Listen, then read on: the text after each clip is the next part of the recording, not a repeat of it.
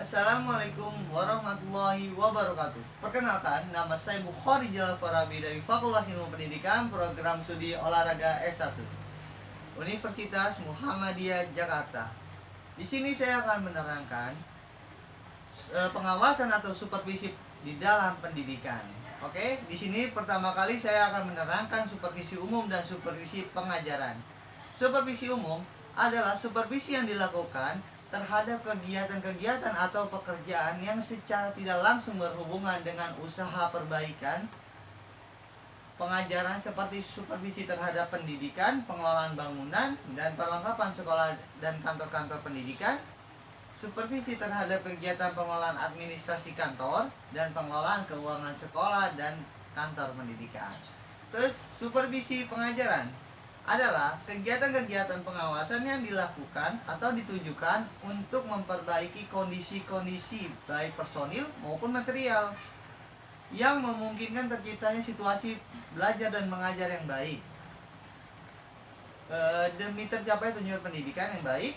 Dengan demikian, uraian di atas tentang pengertian supervisi beserta definisi-definisinya dapat dikolomkan di dalam supervisi pengajaran. Dan supervisi di sini ada juga supervisi kliniks. Apa sih supervisi kliniks? Supervisi kliniks adalah suatu proses bimbingan yang bertujuan untuk membantu pengembangan profesional guru atau calon guru, khususnya di dalam penampilan mengajar berdasarkan observasi dan analisis data secara teliti dan objektif sebagai pegangan untuk perubahan tingkah laku mengajar tersebut.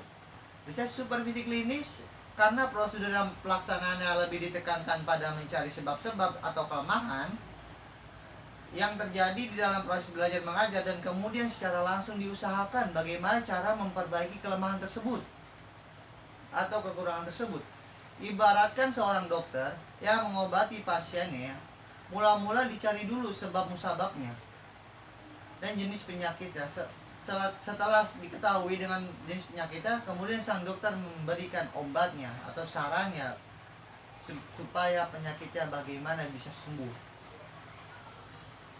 Dari dalam supervisi klinis juga, cara yang dilakukan adalah supervisor mengadakan pengamatan terhadap cara guru mengajar.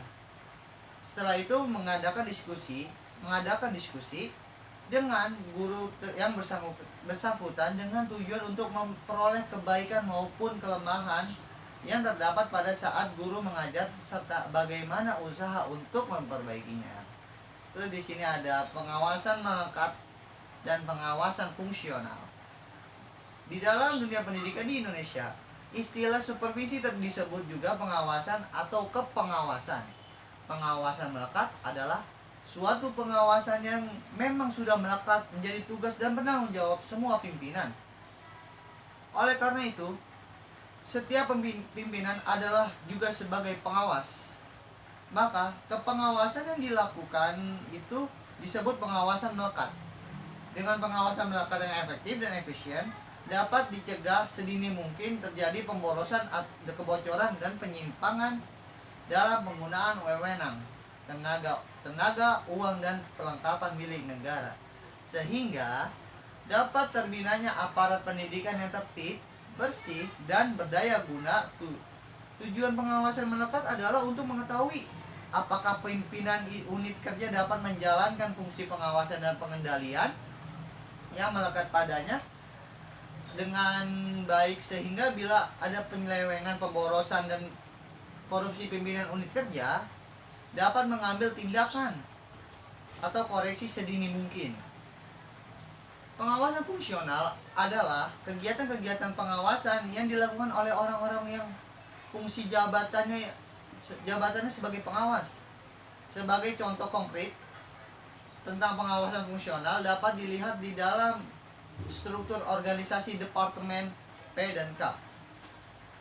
Dalam struktur tersebut, khususnya di lingkungan Inspektorat Jenderal, terdapat 8 inspektorat yang masing-masing dipimpin oleh seorang inspektur.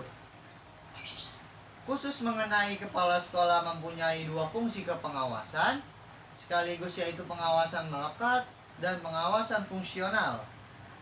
Kepala sekolah harus menjalankan pengawasan melekat karena ia adalah pemimpin unit atau lembaga yang paling bawah di lingkungan Departemen P dan K. Dan ia pun harus menjalankan atau berfungsi sebagai pengawas fungsional.